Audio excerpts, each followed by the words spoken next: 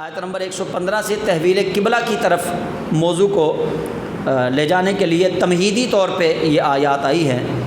آیت نمبر 115 وَلِلَّهِ الْمَشْرِقُ وَالْمَغْرِبُ فَأَيْنَمَا تُوَلُّوا فَثَمَّ وَجْهُ اللَّهِ إِنَّ اللَّهَ وَاسِعٌ عَلِيمٌ، اور اللہ ہی کے لیے ہے مشرق اور مغرب، بس تم جدھر بھی منہ پھیرو ادھر اللہ ہے، جدھر بھی منہ پھیرو ادھر اللہ ہے۔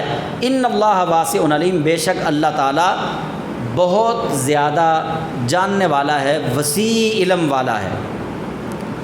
اس کے شان نزول کے متعلق ایک روایت یہ ہے کہ صحابہ نے، ترمذی کے اندر یہ روایت ہے کہ صحابہ نے ایک رات سفر کیا اور رات بڑی تاریک تھی، قبلہ کا رخ متعین نہ کر سکے، معلوم نہ ہو سکا کہ قبلہ کس طرف ہے۔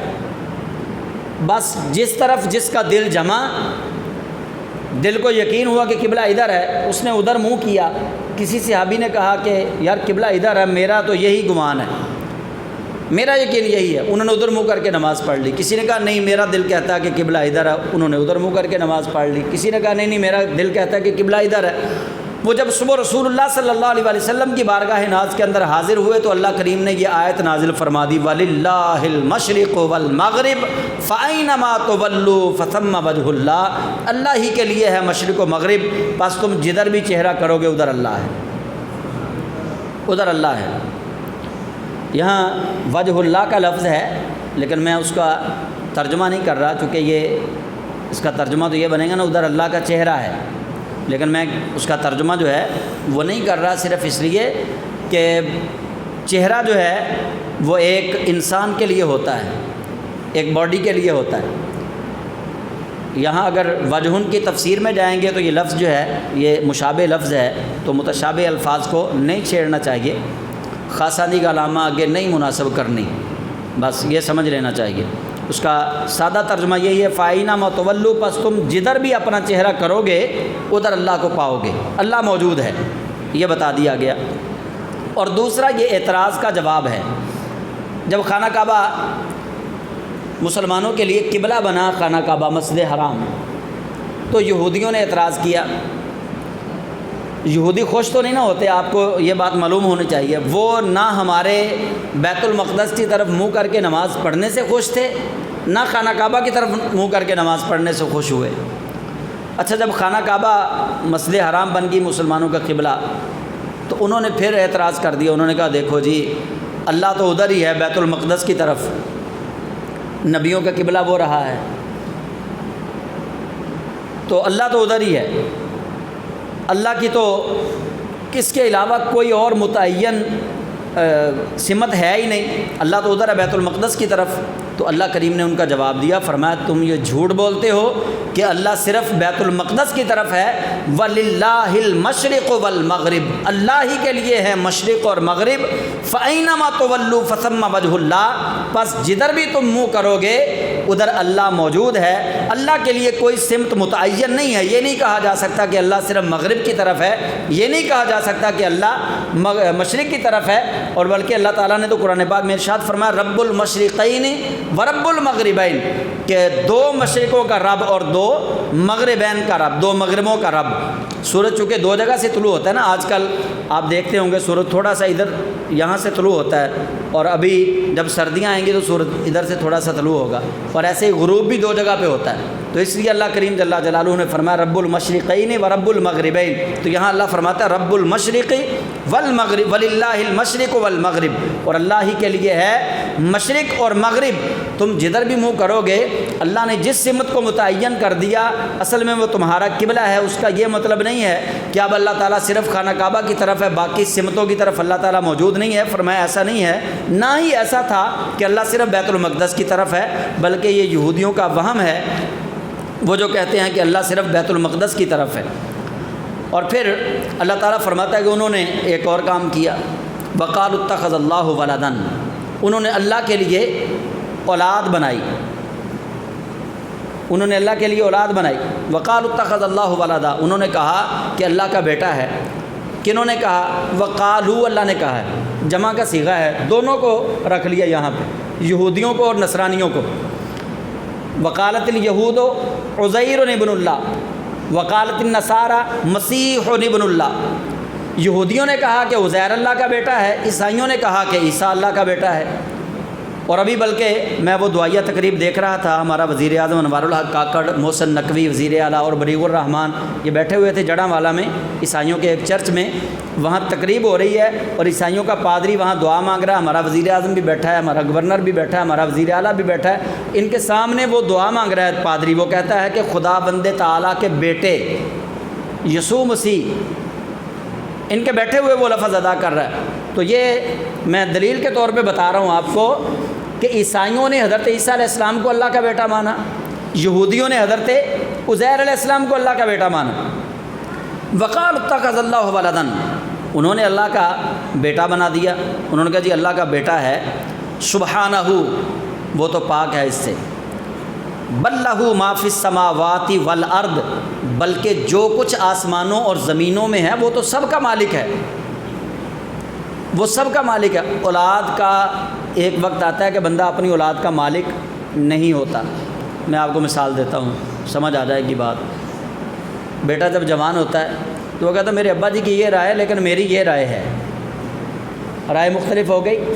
جب رائے مختلف رکھنا کوئی شروع کر دے پھر وہ غلام نہیں رہتا، پھر وہ بیٹا اس کی ملکیت میں نہیں رہتا۔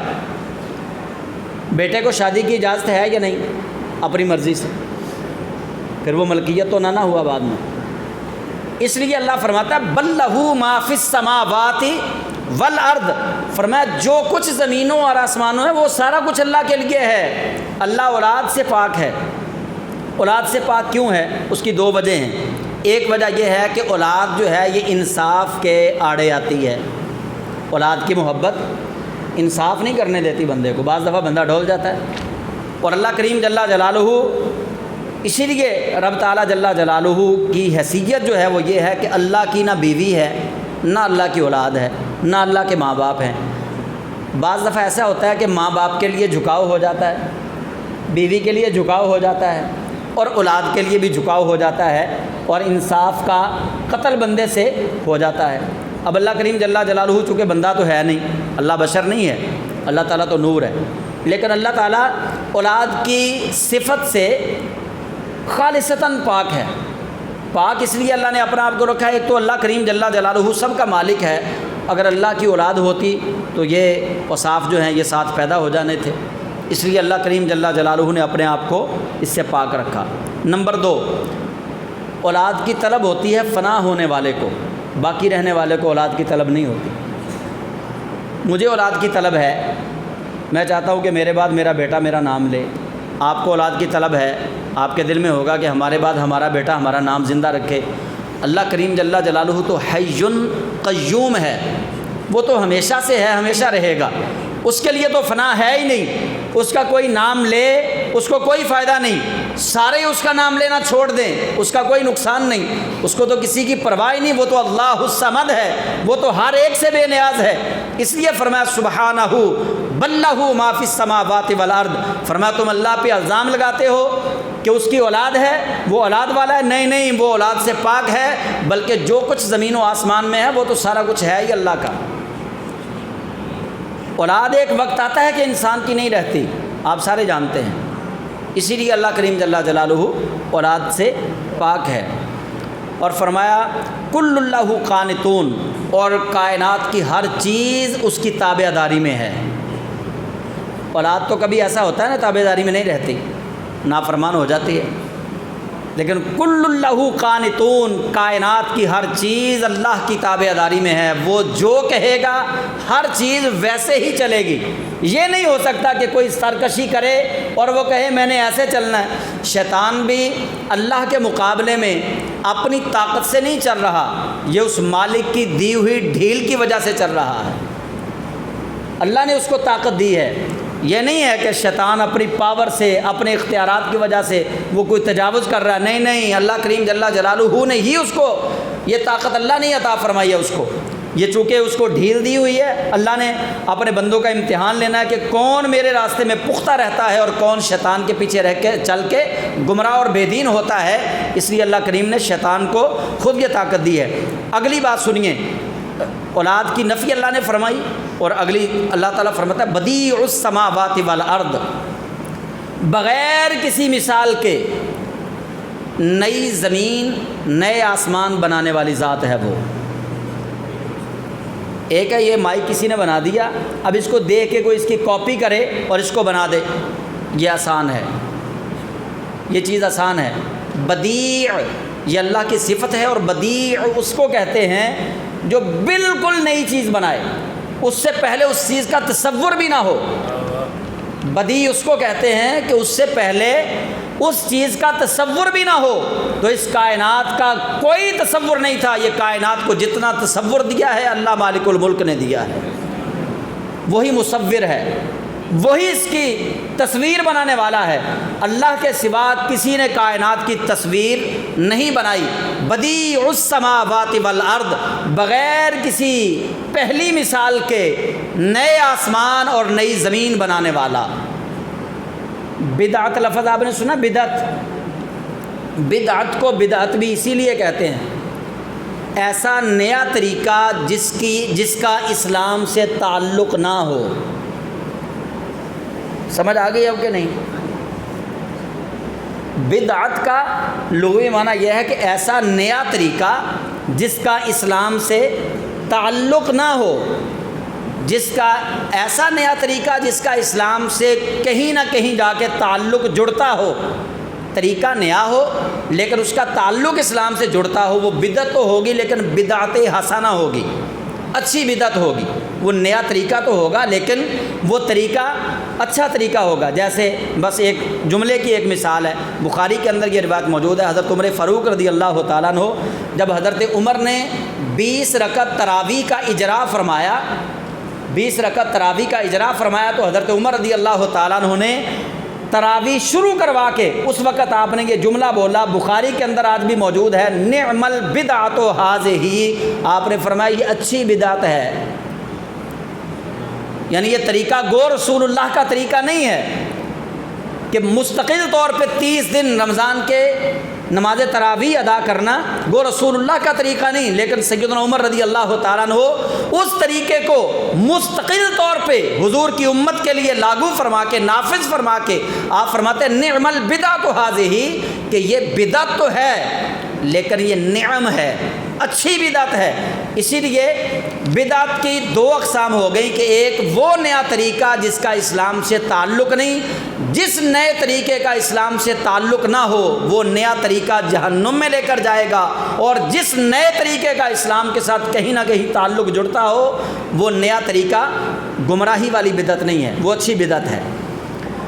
اللہ فرماتا ہے بدیع السماوات والارض، وہ بغیر کسی مثال کے زمین و آسمان کے بنانے والی ذات ہے، اور اس کی شان یہ ہے وَإِذَا قَضَىٰ أَمْرًا، جب وہ کسی امر کا فیصلہ فرما لیتا ہے نا، فَإِنَّمَا يَقُولُ لَهُ كُن فَيَكُونُ، بس بے شک وہ کہتا ہے کن ہو جا، فیکون وہ چیز ہو جاتی ہے۔ یہ ہے کل اللہ قانتون کا مطلب کہ ہر چیز اس کی تابع داری میں ہے، اور اولاد تو انسان کی تابع داری میں نہیں رہتی نا، بیٹی کبھی نافرمان کبھی بیٹا نافرمان، ٹھیک ہے، تو اللہ تعالیٰ کے لیے اولاد نہیں ہے، اللہ تو وہ ہے جس کے لیے ہر چیز ہمہ وقت تابع داری میں رہتی ہے، ہر چیز اس کے امر کے تابع ہے، وہ جیسے کہے گا ہر چیز ویسے چلے گی۔ یہ نہیں ہو سکتا کہ اللہ کہے ہوا کو کہ ہوا چل اور ہوا اکڑ جائے کہے میں نے نہیں چلنا، اللہ کہے پانی کو کہ برس اور پانی رک جائے کہے میں نے نہیں برسنا، فرمایا ایسے نہیں ہے۔ اللہ کریم جب آسمانوں کو حکم دے گا آسمان پھٹ جائیں گے، اللہ جب زمین کو حکم دے گا زمین پھٹ جائے گی، اللہ جب حکم دے گا ستارے ٹوٹ جائیں گے، اللہ جب حکم دے گا چاند کو گرہن آ جائے گا، اللہ جب حکم دے گا سورج کو گرہن آ جائے گا، بندے سوچتے رہ جائیں گے۔ فرمایا ہوگا وہی وَإِذَا قَضَىٰ أَمْرًا فَإِنَّمَا يَقُولُ لَهُ كُن فَيَكُونُ، جس کا اللہ ارادہ کرے گا وہ کام ہر صورت میں ہو کر رہے گا۔